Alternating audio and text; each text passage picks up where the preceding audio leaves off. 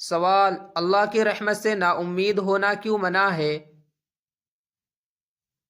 جواب: اللہ کی رحمت سے نا امید ہونا کفر کے قریب عمل ہے، کیونکہ یہ اللہ کی صفت رحمت کا انکار ہے۔ سوال: قرآن کریم اللہ کی رحمت کے بارے میں کیا حکم دیتا ہے؟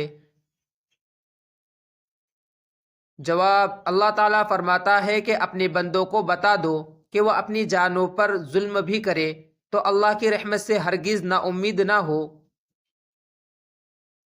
سوال: اللہ کی رحمت کتنی وسیع ہے؟ جواب: اللہ کی رحمت ہر چیز کو گھیرے ہوئے ہے۔ سوال: کیا گنہگار بھی اللہ کی رحمت سے محروم ہے؟ جواب: نہیں، اللہ تو سب سے زیادہ گنہگاروں پر مہربان ہے، وہ توبہ کرنے والوں کو بہت پسند کرتا ہے۔ سوال: کیا حدیث میں بھی نا امیدی سے منع کیا گیا ہے؟ جواب: جی ہاں، حدیث میں ہے کہ اللہ کی رحمت 100 حصے ہے، جن میں سے ایک دنیا میں رکھا گیا ہے اور باقی 99 قیامت کے دن ہوں گے۔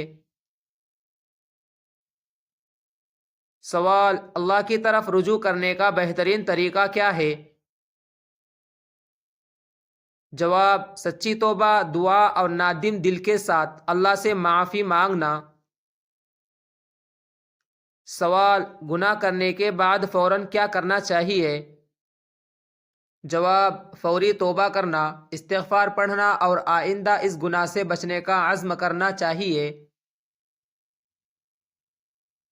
سوال: اللہ کی رحمت سے کون لوگ دور ہوتے ہیں؟ جواب: وہ لوگ جو تکبر، ظلم اور گناہ پر اصرار کرتے ہیں۔ سوال: نبی صلی اللہ علیہ وسلم نے اللہ کی رحمت کے بارے میں کیا فرمایا؟ جواب: نبی صلی اللہ علیہ وسلم نے فرمایا، اللہ اپنے بندوں پر اس ماں سے بھی زیادہ مہربان ہے جو اپنے بچے پر ہوتی ہے۔ سوال: مومن کا اللہ کی رحمت پر ایمان کیسا ہونا چاہیے؟